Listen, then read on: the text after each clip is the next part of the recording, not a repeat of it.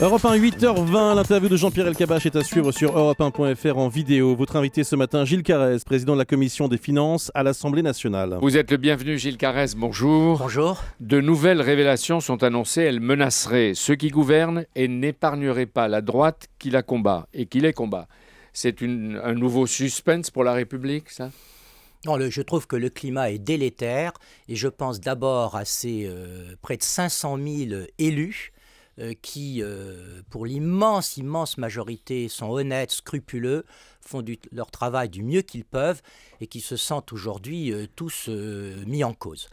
Il y a des faillites individuelles, c'est incontestable, mais jeter l'opprobre sur des centaines de milliers d'élus me paraît complètement injuste et ça ne va faire qu'alimenter cette société de défiance qui caractérise aujourd'hui la France et qui conduit d'une manière générale à l'incivisme et au doute. Parce que vous trouvez qu'on cite de plus en plus souvent des noms sans preuve, mais ils viennent de quelque part. Il y a sans arrêt des rumeurs. Ceci est effectivement inquiétant, mais un certain nombre de rumeurs, heureusement, se dégonflent. Alors évidemment, il y a le cas de Jérôme Cahuzac. On y viendra. Je ne peux pas le nier. Quand on voit passer des noms, qu'est-ce que vous savez, vous, président de la Commission des finances de l'Assemblée? Vous vous doutez de rien, Monsieur Carrez? Moi, je ne sais rien. Je ne sais rien. C'est inquiétant. Non, du tout. S'agissant de Jérôme Cahuzac, pour vous donner cet exemple, nous avons travaillé côte à côte pendant plusieurs années. J'ai apprécié sa compétence, j'ai apprécié la manière dont il prenait en compte les problèmes du pays et ses problèmes de déficit et de dette.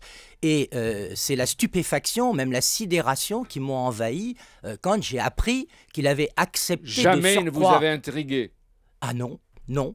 Non, je préfère vraiment le dire vraiment spontanément, stupéfaction, sidération, et puis une certaine manière de honte, parce que pour moi, découvrir que quelqu'un, d'une part, a été malhonnête, d'autre part, a menti, alors que j'avais une estime professionnelle pour lui, j'éprouve vraiment un sentiment de profond malaise. L'homme Cahuzac a menti, mais est-ce que le ministre Cahuzac agissait comme un menteur ?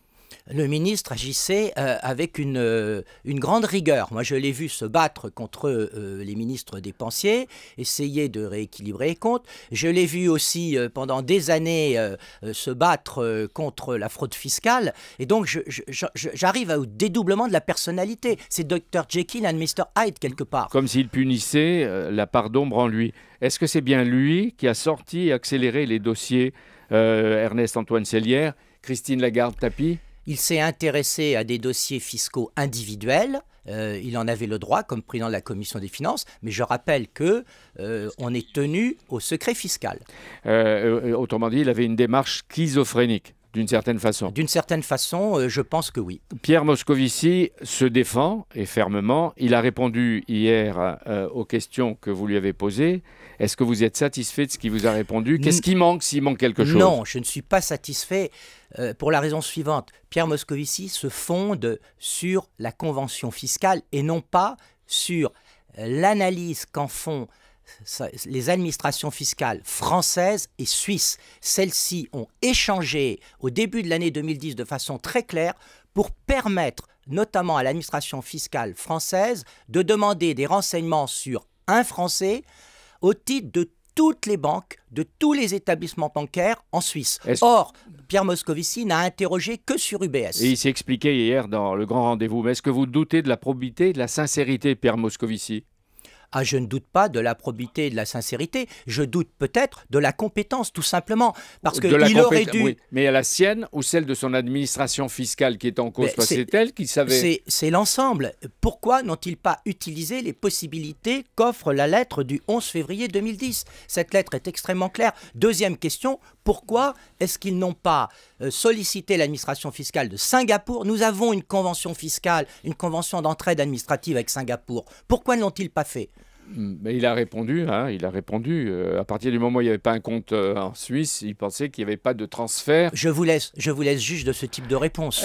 Est-ce que la droite qui a gouverné, elle était au pouvoir le 11 février 2010, a fait tout ce qu'elle aurait dû faire? C'est un combat incessant. Nous avons essayé d'obtenir des modifications des conventions fiscales et on y est arrivé avec l'île de Man, avec le Liechtenstein, avec la Suisse. On a fait tout un travail au niveau européen. Je pense qu'il faut poursuivre ce travail et pour ma part, à la Commission des finances, je viens de décider la création, c'était il y a un mois, d'une mission sur la fraude fiscale.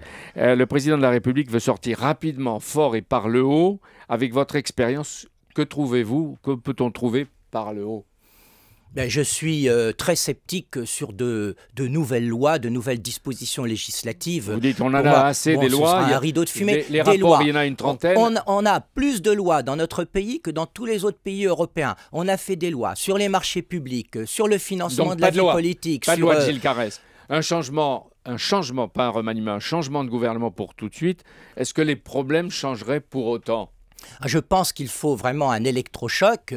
C'est au président de donner cet électrochoc parce que clairement, le gouvernement actuel n'a plus de crédibilité avec ses affaires à répétition. Moi, j'en suis profondément malheureux pour mon pays, mais c'est quand même extravagant qu'à peine un an après les élections, ce gouvernement ait perdu toute crédibilité. Proposerait que les parlementaires ne puissent exercer pendant leur mandat aucune profession. Est-ce que c'est une bonne idée ?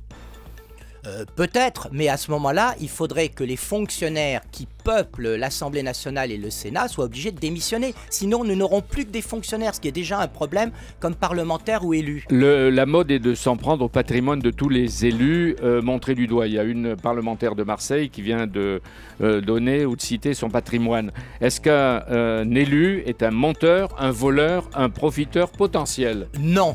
Je connais une immense majorité d'élus honnêtes et qui sont profondément meurtris par ce qui se passe. Mais est-ce que le mythe de la transparence, de la pureté absolue, de la purification éthique, comme dit Jean-Luc Mélenchon, c'est pas un phénomène dangereux ou ne serait pas dangereux? Exactement. Un intégrisme total qui ne prend pas en compte les faiblesses de la nature humaine conduit toujours à des excès de violence. Merci d'être venu, Gilles Carrez. Une autre fois, vous nous parlerez du 0,1% de croissance et de ses conséquences. Ça, c'est important, hélas, parce que nous risquons d'avoir encore une envolée du chômage dans les mois qui viennent et c'est vraiment dramatique. Alors, à la prochaine rencontre. Merci beaucoup, Gilles Carrez, président de la Commission des finances à l'Assemblée. Merci aussi à Jean-Pierre Elkabbach. À demain, dans un instant. Oui, Jean-Pierre? Juste à demain. Je voulais dire à demain, avec plaisir. Merci beaucoup, Jean-Pierre.